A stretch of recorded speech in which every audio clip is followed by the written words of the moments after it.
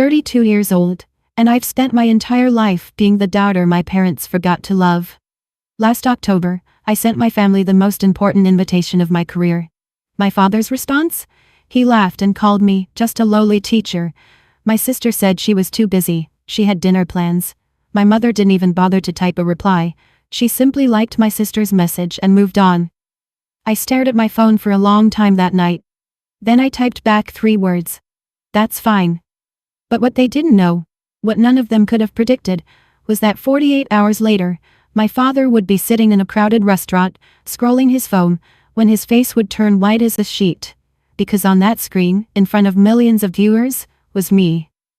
Before I continue, if this story speaks to you, please take a moment to like and subscribe.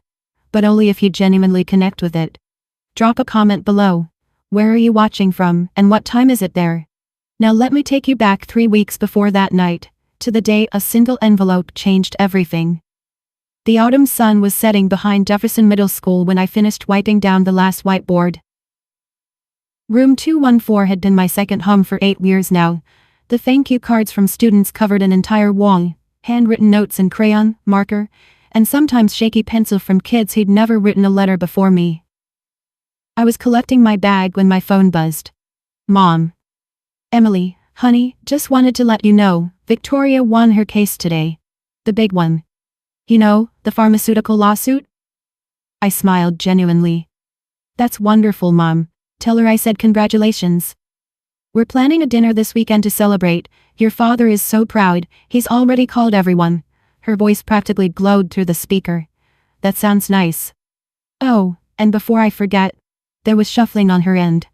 Actually, sweetie, I need to call Vicky back, she's waiting. We'll talk later, okay? Sure, Mom, I actually had something to... The dial tone cut me off. I stared at the phone. The screen faded to black. On my desk sat an unopened envelope. Thick cream paper. Official seal from the U.S. Department of Education. I'd been carrying it in my bag for 2 days, waiting for the right moment to share the news. I picked it up again. Ran my thumb across the embossed letters. National Teacher of the Year Selection Committee. Inside was an invitation that most educators never receive in their entire careers. I was one of 4 finalists in the country. The ceremony would be in Washington, D.C. The Secretary of Education would present the award. C-SPAN would broadcast it live. I looked at the thank you cards on my wall. At least someone thought I mattered. This wasn't the first time I'd been cut off mid-sentence. 3 years ago, at my master's graduation, Dad and Mom arrived 2 hours late. Traffic, they said. But the next morning, I overheard Mom on the phone bragging to Aunt Patricia. We made it just in time for Victoria's Bar Association dinner last night. She looked stunning accepting that award. They'd left my ceremony early. They never told me. 2 years ago on my 30th birthday, no one called. Not Dad. Not Mom. Not Victoria. 3 days later, Mom texted. Oh honey, was your birthday last week? Time flies, let's do lunch soon. We never did. Last Christmas, Victoria announced her promotion to senior associate. Dad opened a bottle of his special occasion wine, the one he'd been saving for 15 years. When I mentioned that my students had raised enough money to buy new books for the school library, he nodded absently and asked Victoria about her bonus. I learned to stop expecting. But this letter, this was different. I read it again, slower this time. Dear Ms. Carter, we are honored to inform you that you have been selected as a finalist for the National Teacher of the Year Award. Your nomination was submitted by a distinguished educator whose identity, per tradition, will remain confidential until the ceremony. A distinguished educator. Someone who believed in me enough to put my name forward for the highest honor in American education. My heart beat faster. Maybe this time would be different. Maybe if they saw the official invitation, the government seal, the words Washington, D.C., and Secretary of Education, maybe then they would finally understand. I opened my family group chat and started typing. A week passed. I carried that invitation everywhere. In my bag, on my nightstand, in my heart. I read it so many times the creases started to wear thin. Finally, I decided it was time to tell my family. I rewrote that message 11 times. The first draft was too long, 3 paragraphs explaining what the award meant, how rare it was, how the Secretary of Education would be there. I deleted it. Too desperate. The second was too short. "Hey, I'm up for an award, want to come?" That felt like I was already apologizing for asking. By draft 11, I'd stripped it down to the essentials. "Hi everyone, I have some news. I've been selected as a finalist for the National Teacher of the Year Award. The ceremony is October 15th in Washington, D.C. It would mean a lot to me if you could be there. I've attached the official invitation with all the details. Love, Emily."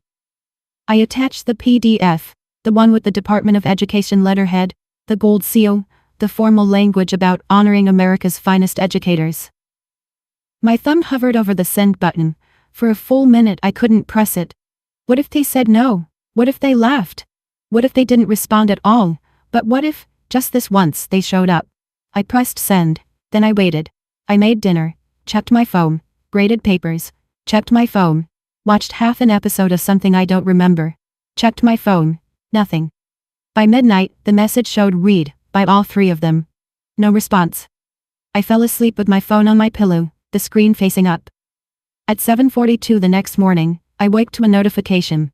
My heart jumped. 3 gray dots appeared under Dad's name. He was typing, finally. After all these years maybe? The dots disappeared. Then reappeared. Then a message popped up. Dad's message was 11 words. "Just a lowly teacher's award? I'm not flying to Washington for that nonsense." I read it 3 times. Each time the words cut deeper. Just a lowly teacher. Before I could process, Victoria's response appeared. "Sorry, Em. Mark and I have dinner plans that night. Can't cancel. It's important. You understand, right?" The emoji. She actually added a smiley face. I watched the screen waiting for Mom to say something, to defend me, to suggest they reschedule dinner, to acknowledge that her daughter had achieved something most teachers only dream about. Instead, a small notification appeared. Diane Carter liked Victoria's message. That was it. No words. No, "Congratulations anyway, honey." No, "We'll celebrate when you get back." Just a thumbs up on my sister's rejection. My chest tightened. The familiar ache settled in. The one I'd carried since I was 12 years old, watching Dad hang Victoria's report card on the fridge while mine went straight into a drawer. I set my phone down, picked it up, set it down again. "What do you say to people who make it so clear you don't matter?" I typed 4 words. "That's fine. No worries." I didn't cry. I'd stopped crying about my family years ago. Instead, I felt something harder settle into my chest. A resolve. I would go to Washington alone. I would sit in that audience by myself. And whether I won or lost, I would know that I'd earned my place there. My phone buzzed again. Another message from Victoria. "By the way, you should really think about a career change. Teaching isn't going anywhere, just trying to help." I turned off my phone. That evening, I sat alone in my apartment, a 1-bedroom walk-up that Dad once called depressing, and Victoria described as quaint, in a sad way. I stared at my master's degree on the wall. Summa cum laude. 3 years of night classes while teaching full-time. Dad had missed that graduation too. My phone rang. I almost ignored it, but the caller ID said, "Grandma Martha." I answered instantly. "Emily, sweetheart?" Her voice was warm, steady, everything my parents' voices weren't. "I heard about the nomination." I paused. "How did you?" "Oh, word travels in education circles." I could hear her smile through the phone. "Did you tell your parents?" The silence was my answer. Ah, she understood. She always did. "Emily, listen to me. Did you read the nomination letter carefully?" Yes. It said the nominator wished to remain anonymous. And it mentioned that this person had nominated 6 teachers over the years? My breath caught. "How do you know what the letter says?" Grandma Martha had been a principal for 35 years. Before retiring, she'd transformed 3 failing schools into models of excellence.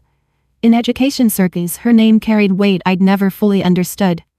"Let's just say I have old friends on the committee." Her voice softened. "Emily, I'll be at the ceremony. I wouldn't miss it for anything." "Grandma, you don't have to fly all the way to." "I'll be there." Her tone left no room for argument. And Emily, don't worry about your parents. The truth has a way of finding people, sometimes when they least expect it. What do you mean? She paused. Just focus on your speech, sweetheart.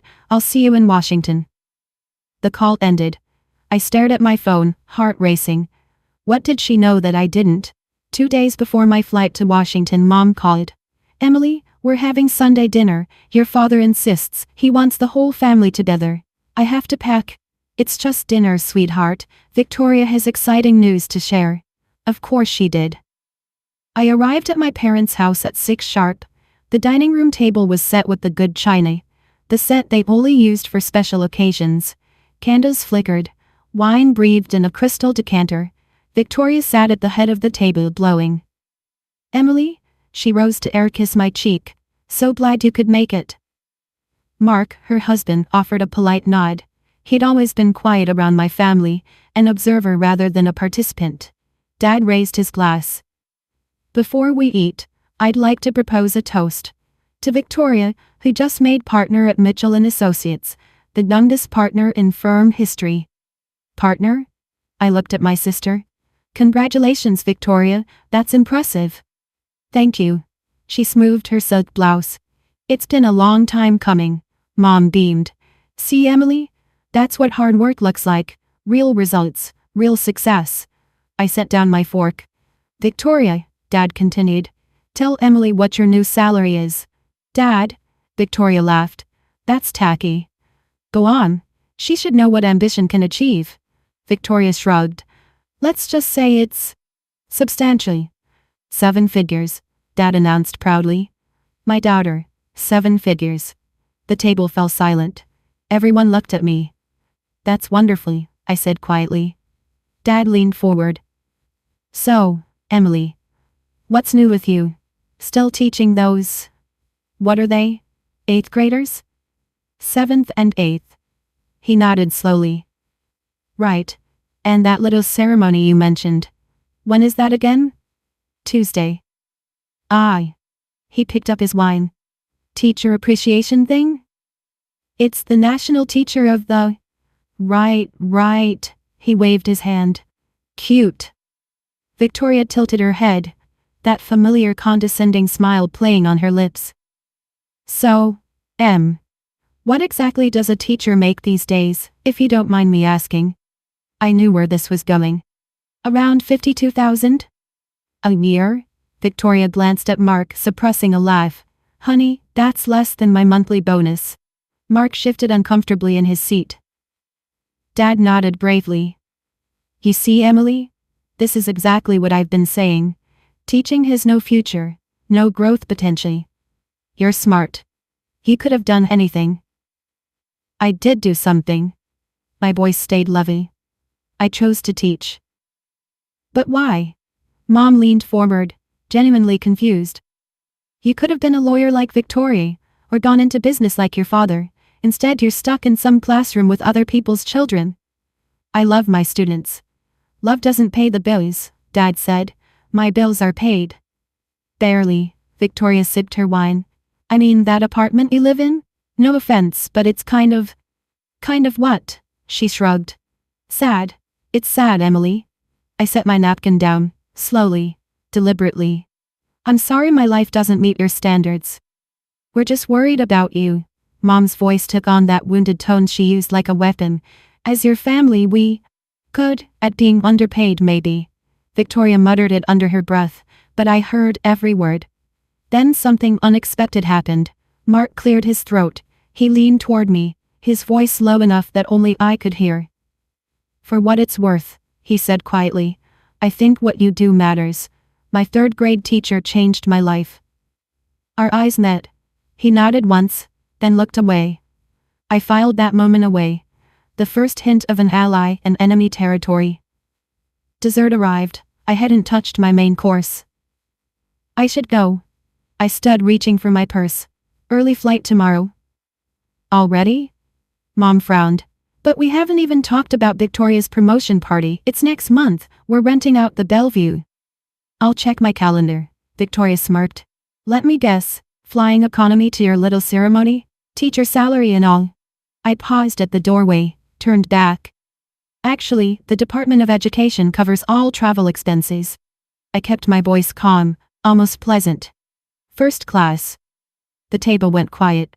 Dad's fork stopped halfway to his mouth. The Department of Education? For a teacher award?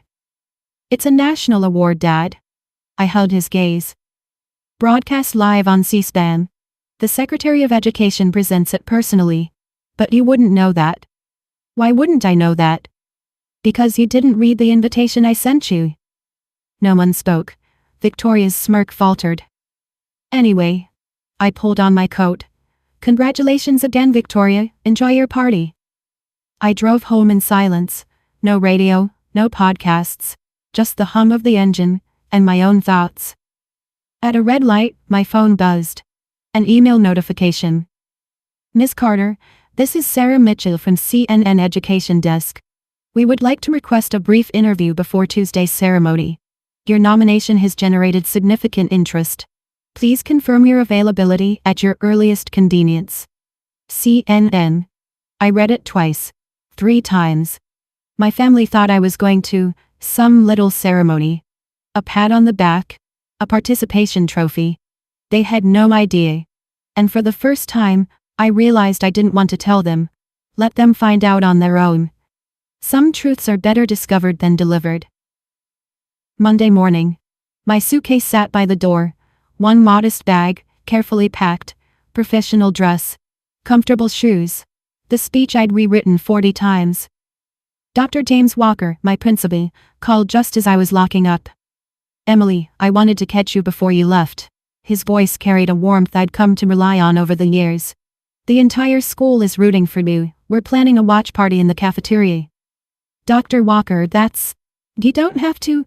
Are you kidding? Jefferson Middle School has never had a National Teacher of the Year finalist. This is historic. He paused. Emily, do you know who nominated you? The letter said they wished to remain anonymous. Well, I've been in education for 30 years. And I hear things. His voice dropped slightly. The person who put her name forward, she's a legend in our feud. She's only nominated 6 teachers in her entire career. My pulse quickened. 6? All 6 won. I gripped my phone tighter. Who is she? I can't say for certain, but Emily, she was a principal for 35 years. Transformed 3 failing schools. The Secretary of Education calls her personally for advice. He let that sink in. Whoever nominated you didn't do it lightly. They saw something extraordinary.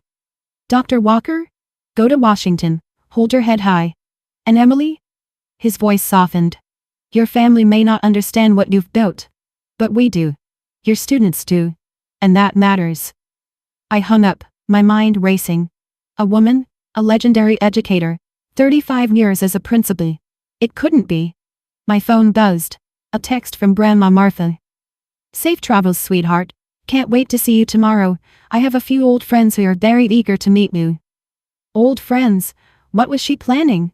The flight to Reagan National was surreal. First class meant champagne before takeoff, seats that reclined fully, a flight attendant who called me Ms. Carter like I was someone important. I wasn't used to being treated like I mattered. A black car waited at arrivals. The driver held a sign with my name. He took my bag, opened my door, and drove me to the Willard Intercontinental, a hotel I'd only ever seen in movies about presidents and power brokers. The lobby gleamed with crystal chandeliers, marble floors, staff in crisp uniforms who greeted me by name. Miss Carter, welcome. Your suite is ready. If there's anything you need, anything at all, please don't hesitate. Suite, not room, suite. I met the other 3 finalists at the reception that evening. Michael Torres from New Mexico, a science teacher who'd built a robotics program in an underfunded district. Priya Sharma from Michigan, an ESL teacher helping immigrant children find their voice. David Okonkwo from Georgia, a special education teacher who'd developed new techniques for nonverbal students. We were all nervous, all humbled, all slightly overwhelmed. Can you believe this? Priya whispered, gesturing at the room full of education officials and policymakers. Yesterday I was grading spelling tests. Michael nodded. My principal had to convince me the nomination letter wasn't a scam. We laughed. The relieved laughter of people who'd spent their careers being underestimated. Then someone handed me a program for tomorrow's ceremony. I scanned the list of attendees, committee members, education secretaries from 12 states, university presidents. Then I saw it. Guest of honor, Martha Reynolds. Not guest, not attendee, guest of honor. My grandmother wasn't just coming to support me, she was being honored herself. What had she done? What was happening tomorrow? I found her in the hotel lobby the next morning. Grandma Martha sat in a wingback chair by the window, morning light catching the silver in her hair. At 84, she still carried herself like the principal she'd been. Straight-backed, sharp-eyed, commanding respect without demanding it. She rose when she saw me. Her embrace was fierce. "My girl," she whispered. "My brilliant, beautiful girl." "Grandma." I pulled back, searching her face. "What's going on? Why are you the guest of honor?" She smiled, the smile of someone holding a wonderful secret. "Sit with me, Emily." We settled into adjacent chairs. She took my hands in hers. "I've been watching your career since the day you stepped into your first classroom." Her eyes glistened. "Every student you saved. Every parent who told me how you stayed late to help their child. Every colleague who said you made them want to be a better teacher." "You collected stories about me?" "I collected evidence." She squeezed my hands. "Emily, 6 years ago, I wanted to nominate you. But you weren't ready. You hadn't found your voice yet. So I waited." My throat tightened. The nomination letter said, 6 teachers, 30 years. All 6 won. She nodded. "I don't submit names lightly. When I recommend someone, the committee listens, because they know I've done my homework." "Grandma?" "There's more." She leaned closer. "Tonight, during the ceremony, a former student will speak about each finalist. I arranged for one of yours to be here, someone whose life you changed." "Who?" "You'll see." Her eyes sparkled. "And Emily, don't worry about your parents, they'll see the broadcast, the whole country will. And when they do, they'll finally understand what they've been too blind to notice." She kissed my forehead. "Now go practice your speech, you're going to need it." While I was preparing in Washington, 300 miles away in Philadelphia, my sister was having lunch. I didn't know this at the time. I learned about it later, from screenshots that would eventually make their way across social media, shared by people who'd been at that table. Victoria had chosen Tallulah's table, an exclusive spot where reservations were booked a year in advance. Her companions were 3 fellow lawyers from rival firms, women she networked with, competed against, and occasionally befriended. One of them, Megan Krause, glanced up from her salad. "Hey, isn't your sister a teacher? I saw something online about a national award ceremony today." Victoria waved dismissively. "Oh, that. It's just some teacher appreciation thing, you know how those are, everyone gets a trophy." "But National Teacher of the Year?" Another woman, Joanna Price, looked skeptically. "That sounds pretty significant." "Please," Victoria laughed. "It's not like she's winning a Nobel Prize. It's just teaching." Megan and Joanna exchanged glances. "Teaching is actually really hard," Megan said carefully. "My son's 3rd-grade teacher basically saved his life." Victoria sipped her wine. "I'm sure Emily's fine at what she does, but let's be honest, if she had real ambition, she wouldn't have settled for a $50,000 salary and a classroom full of other people's children." The table went quiet. What Victoria didn't know, what no one at that table told her, was that Joanna Price wasn't just a lawyer. Before pivoting to law, she'd spent 5 years as an education reporter for the Philadelphia Inquirer. She still had contacts there, and she had her phone out, typing notes about the conversation. Some people dig their own graves with their words. They just don't realize it until the dirt starts falling. That evening, October 15th, 6:47 p.m. Eastern Time, the Carter family arrived at Parc Brasserie, a French restaurant on Rittenhouse Square. Victoria had reserved the best table, window view, white tablecloth, a bottle of Dom Perignon chilling in a silver bucket. "To Victoria," Dad raised his glass. "Partner at 36. I couldn't be prouder." "To Victoria," Mom echoed, her diamond earrings catching the candlelight. They clinked glasses, laughed, ordered appetizers that cost more than I made in a day. "This is how you celebrate real achievements," Dad said, leaning back in his chair. Not some certificate ceremony in a high school gym. Victoria smiled. Speaking of which, isn't Emily's little thing happening right now? Mom checked her watch. I suppose. She said it started at 7. Wonder how many people are there? Victoria snickered. 20? 30? Probably some conference room, Dad agreed. Finger sandwiches and a PowerPoint presentation. Mark, Victoria's husband, stayed quiet. He stared at his plate, jaw tight, clearly uncomfortable with the conversation. When Victoria mocked Emily's little thing, he opened his mouth as if to speak, then caught Victoria's sharp glance and looked away. You know, Mom said, I do feel a little bad. Maybe we should have sent flowers or something. For what? Victoria scoffed. She's a teacher, Mom. They hand out these awards constantly. Most improved attendance. Best bulletin board. It's meaningless. Still, she's my daughter. And she chose her path. Dad's voice hardened. We've offered her opportunities. She rejected every one. If she wants to waste her potential playing kindergarten, that's her choice. Mark cleared his throat. Actually, I think it's 7th and 8th grade. And the nomination did say National Teacher of... Mark. Victoria shot him a look. Not now. He fell silent. Across the country, in Washington, D.C., the lights in the grand ballroom were dimming. 2,000 people took their seats, cameras prepared to roll, and I stepped into position behind the curtain, heart pounding. Okay, I need to pause here for a second.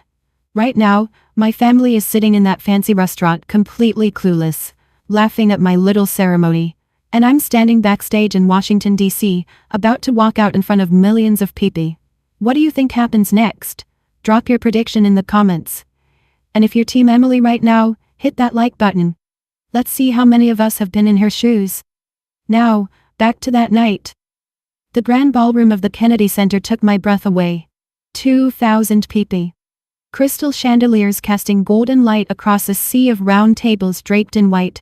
American flags flanking a stage that seemed to stretch forever. And cameras, so many cameras positioned at every angle. A production assistant touched my elbow. Miss Carter? You'll enter from stage left when they call your name. Just follow the spotlight. I nodded, not trusting my voice. Through a gap in the curtain, I spotted Grandma Martha in the front row, seated directly behind a placard that read, Guest of Honor. She wore her best navy suit, the pearl earrings Grandpa had given her 50 years ago. Her eyes were already glistening. The Secretary of Education approached the podium, cameras swung toward him. Good evening. We are here tonight to honor America's finest educators. I felt my phone buzz in my clutch. A text from Grandma. I'm so proud of you. Your parents will soon see what I've always known.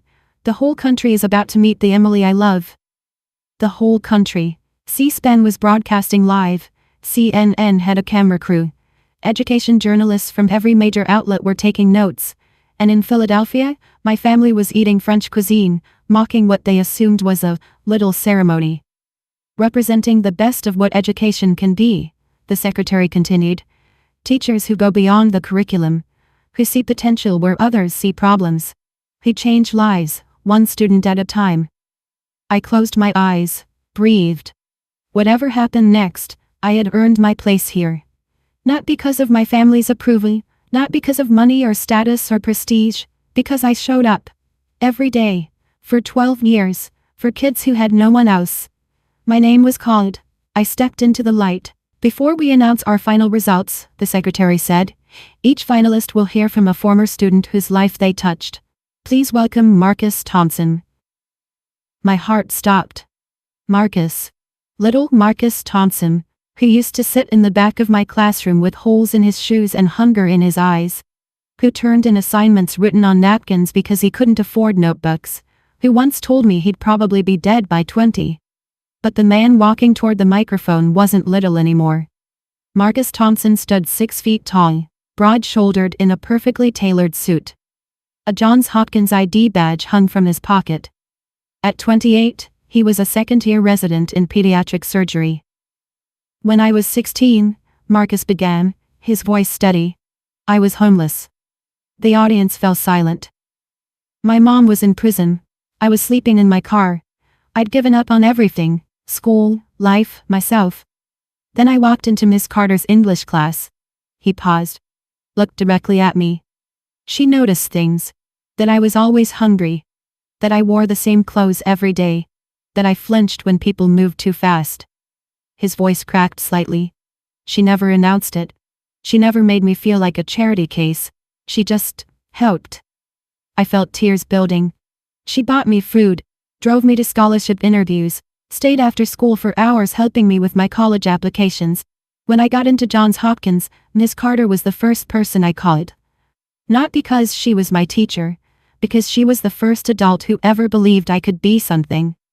Marcus wiped his eyes. Miss Carter didn't save my life with big gestures. She saved it with small acts of kindness, every single day. I'm a doctor today because of her. The audience rose to their feet. 2,000 people, standing, applauding. For me. The applause faded. The Secretary of Education returned to the podium with a cream envelope in his hands. The selection committee has reviewed hundreds of nominations from across the nation. The 4 finalists you've seen tonight represent the absolute best of American education. He paused. But only one can receive our highest honor. I couldn't breathe.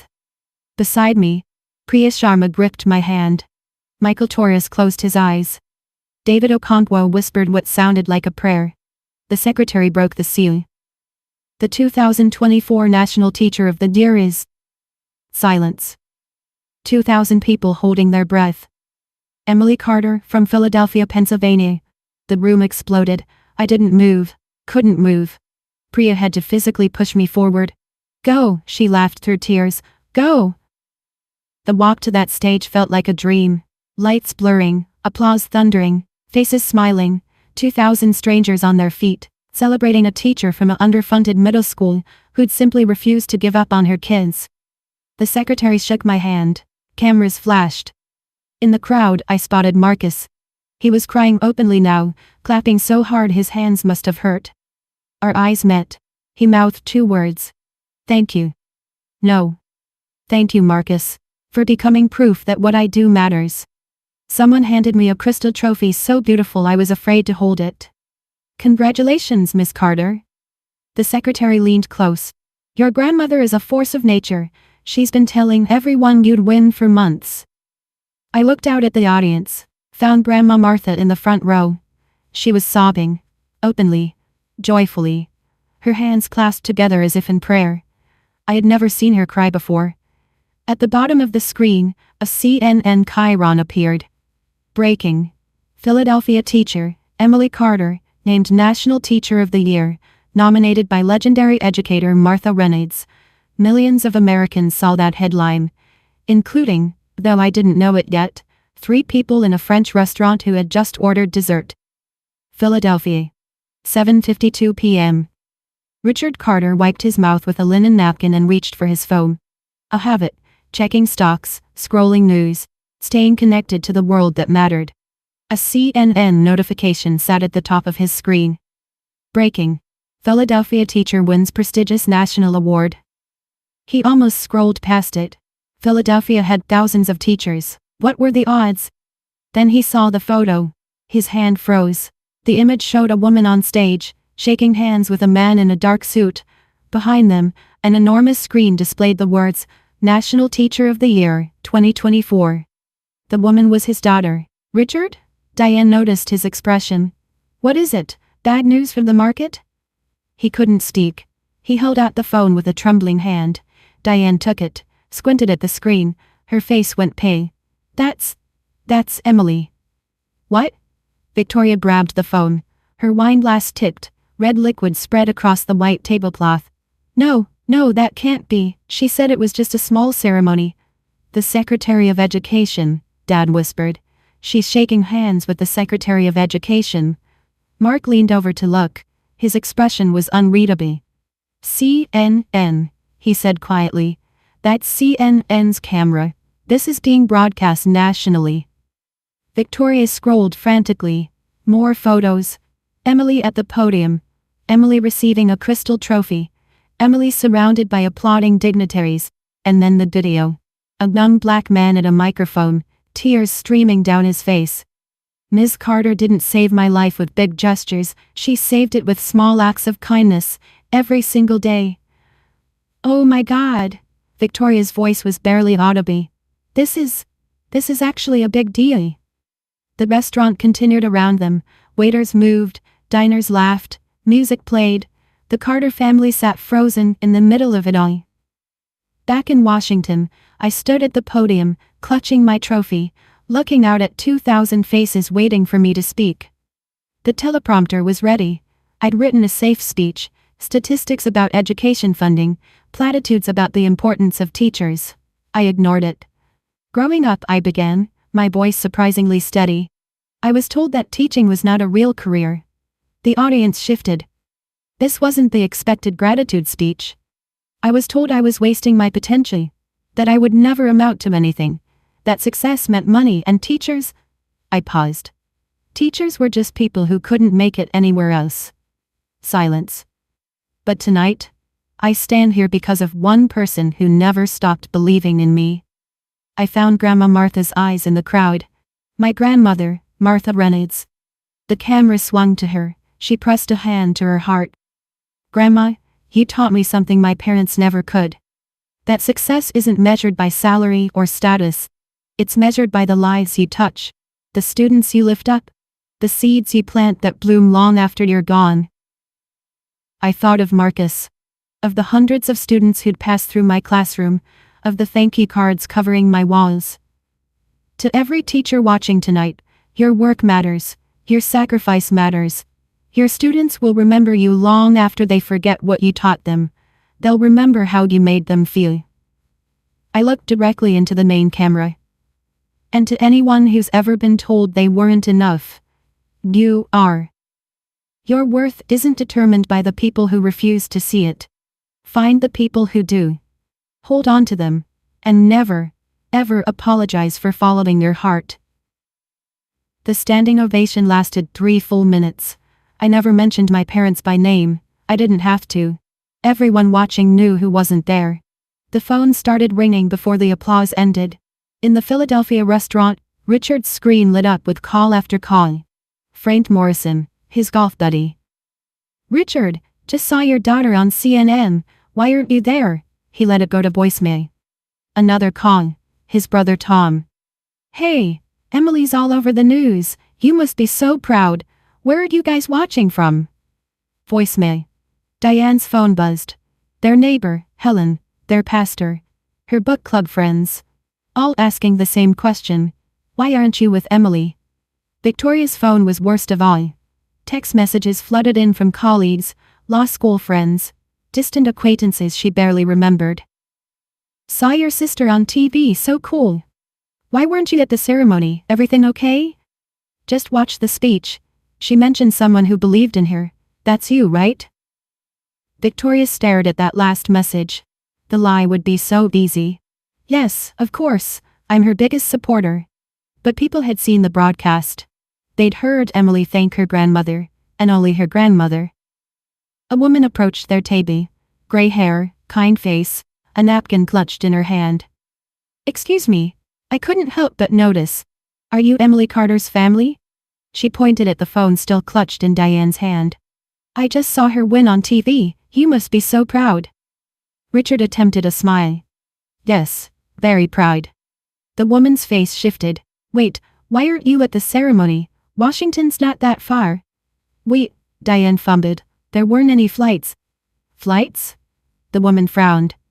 It's a 3-hour drive. The table fell silent. The woman's expression changed. Understanding. Judgment, pity. Oh, she said quietly. I see. She walked away without another word. The Carter family sat in their expensive restaurant, surrounded by witnesses to their absence. Victoria excused herself to the restroom. She needed to control this. Contain it. Spin it. Her fingers flew across her phone screen. So proud of my amazing little sister Emily. Wish we could have been there tonight. Family always comes first. Hashtag National Teacher of the Year. Hashtag Proud Sister. She added a photo of Emily from the broadcast. Screenshot, crop, filter. Posted. Within seconds the comments began. Congratulations to your sister. Teachers are heroes. So sweet that you're supporting her. Victoria exhaled. Crisis managed. Then a new comment appeared. Joanna Price. The lawyer from lunch. The one Victoria had forgotten was once a journalist. Funny, at lunch today you called it just a teacher appreciation thing and said teaching wasn't a real career. What changed? Victoria's blood ran cold. More comments flooded in. Wait, what? Joanna, receipts please? Yikes. This is awkward. Joanna replied with her own words. Not a screenshot, but a direct quote of what Victoria had said at lunch. At lunch today, Victoria called her sister's national award just a teacher appreciation thing and said Emily's career wasn't going anywhere. I was there, I heard it. 3 other women from that lunch liked Joanna's comment. One added, can confirm, it was uncomfortable to witness. The post exploded. Victoria deleted it. But screenshots had already been taken, someone had already shared it to Twitter, someone else was creating a TikTok. Her phone buzzed. A text from a senior partner. Victoria, heads up. Some clients are asking about the social media situation with your sister. The education nonprofit we represent saw the posts. Might want to get ahead of this. Victoria's stomach dropped. The education nonprofit. The firm's biggest pro bono client. The case she'd been assigned to lead. She typed back. Handling it now. But how do you handle a truth that's already out there? Victoria's hands shook. She tried calling Emily. Voicemail. Tried again. Voicemail. A text from Mark.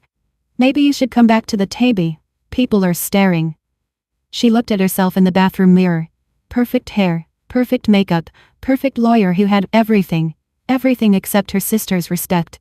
And now possibly everyone else's too. My hotel room was quiet.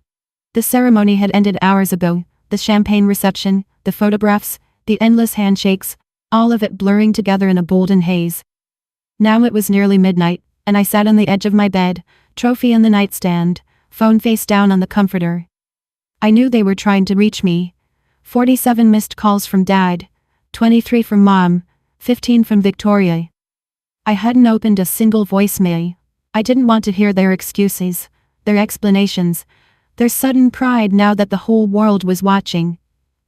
A soft knock on my door. Grandma Martha stood in the hallway, wrapped in a hotel robe, her eyes still red from crying. May I come in? I stepped aside. She settled into the armchair by the window. For a long moment, we just sat in comfortable silence, looking out at the Washington Monument, glowing against the night sky. Do you want to talk to them? She finally asked. I shook my head. Not tonight. That's your right. I turned to look at her. Did you know this would happen? That they'd see it? She smiled softly. I knew the broadcast would reach them. What they chose to do with that information was always up to them. Her eyes met mine. Emily, I didn't arrange tonight to punish your parents. I arranged it to honor you. What they're feeling right now. That's a consequence of their own choices. I felt tears threatening. I just wanted them to show up. Once. I know, sweetheart. She reached for my hand. But some people can only see value when the world points it out to them. That's their limitation, not yours. I leaned into her shoulder. For the first time in my life, I didn't need anyone else's validation. I already had mine. 1 week after Washington, the fallout continued. Richard Carter walked into his regular Tuesday golf game at Marion Golf Club. 4 men he'd known for 30 years. Colleagues, friends, men who respected him. Richard, Frank Morrison called out, how's our celebrity father doing? The others laughed, not with Richard, at him. I heard you missed the ceremony because you were too busy. Tom Hartley adjusted his glove. Busy doing what? Eating French food? Richard's face reddened. That's not. We had a prior commitment. To celebrate your other daughter. Jim Patterson shook his head. Meanwhile, Emily's shaking hands with cabinet members on national television. Hell of a prior commitment, Rich. Diane fared no better. At her book club that Thursday, the woman who normally discussed Oprah's latest pick spent the first 20 minutes discussing Emily's speech instead. That line about finding people who believe in you, said Margaret Sullivan. So beautifully. Were you there when she said it? Diane stirred her tea. We watched from home. From home? Patricia Wells raised an eyebrow. But it was in Washington.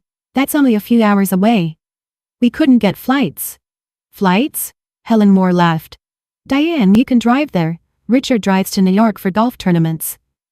The women exchanged glances, the kind that communicated volumes without words. Diane set down her teacup and left early. But the worst was reserved for Victoria. The screenshots had spread, legal Twitter had opinions, a local newspaper ran a small piece, lawyers' lunch comments about teacher sister go viral. The following Monday, Victoria was quietly removed from the education nonprofit case. It's not punishment, her supervising partner said. It's optics. The client specifically requested a different attorney. No one mentioned the social media posts directly. They didn't have to. Victoria's path to equity partner wasn't blocked. But she'd learned something important. Reputation isn't just about winning cases. It's about who people believe you are when no one's watching. Actions have consequences. Sometimes, they just take a week to arrive. Quick pause. I want to hear from you. Have you ever had a moment where your family finally had to face the consequences of how they treated you? I know I'm not alone in this. Comment below with your story. I read every single one, and if you're still here, thank you. We're almost at the end, and trust me, it gets better. Hit subscribe if you haven't already. Now, let's continue. 2 weeks after Washington, I agreed to dinner at my parents' house. Not because I wanted to, because I was ready. The house looked the same colonial brick, same manicured lawn, same wreath on the door that Mom changed with the seasons. But when I walked through that front door, everything felt different. My family was already seated in the living room, Dad in his armchair, Mom on the sofa. Victoria perched on the edge of a cushion, like she might need to flee at any moment. No one stood to greet me. Emily? Dad cleared his throat. We need to talk about what happened. I remained standing. What happened? I won an award. You didn't come. That's what happened. It's more complicated than that, is it? I kept my voice lovey. Because from where I'm standing it's pretty simple. I invited you to the most important night of my career. You laughed at me and went to dinner instead. Mom twisted her hands. We didn't know it was such a big deal. I sent you the invitation. It said, Nashini. It said, Secretary of Education. It said, C-SPAN broadcast. I looked at each of them in turn. Which part wasn't clear? Victoria stood abruptly. Fine. You want an apology? I'm sorry we didn't come to your ceremony. Happy now? No, Victoria, I don't want an apology. Then what do you want? I took a breath. Steadied myself. I want you to understand something. For 32 years, I've tried to earn your respect, tried to make you proud, tried to prove that my choices were valid, even if they weren't the choices you would have made. I paused. I'm done trying. The room went silent. My hands trembled slightly. I clasped them together to hide it. 32 years of wanting their approval didn't disappear overnight. Part of me still wanted Dad to stand up and say he was proud. Part of me still wanted Mom to hug me and mean it. But I had learned something in Washington. Wanting something doesn't mean you need it to survive. What does that mean? Dad's voice was sharp. It means things are going to change. Dad leaned forward. Emily, you're overreacting. We made a mistake. People make mistakes. A mistake is forgetting a birthday. What you did was deliberate. Deliberate? He scoffed. We didn't deliberately. You read my invitation. My voice didn't waver. You saw exactly what it was. And you decided, consciously, that dinner with Victoria was more important. That's not a mistake. That's a choice. Mom's eyes welled up. Emily, please. You're hurting us. I'm hurting you? I almost laughed. Mom, you liked Victoria's rejection. You didn't say a word in my defense. You never do. I didn't mean it that way. Then how did you mean it? She had no answer. Victoria crossed her arms. You're being incredibly dramatic about all this. One missed event and suddenly we're the villains? One event? I turned to face her fully. This isn't about one event, Victoria. This is about 32 years of being second, of being dismissed, of every achievement being minimized while wars were celebrated. That's not true. You called my career lowly. You told your friends my award was meaningless. You posted a fake congratulations on social media while screenshots of your real words were going viral. I shook my head. You couldn't even be honest about how little you think of me. Victoria's face flushed. For once she had nothing to say. Dad stood, trying to reclaim control. Enough. This is family business. We'll work it out privately, like adults. No. The word came out calm. Certain.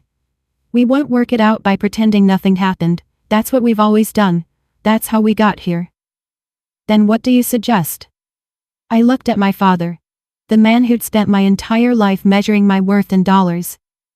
I suggest you start listening. I gathered my coat and purse. Where are you going? Mom's voice pitched higher. We're not finished. Yes, we are. I turned at the doorway. I'm not cutting you out of my life, but I'm done being the family afterthought, the one who shows up no matter how she's treated, the one who apologizes for taking up space. Emily, Dad started. Let me finish. My voice carried a strength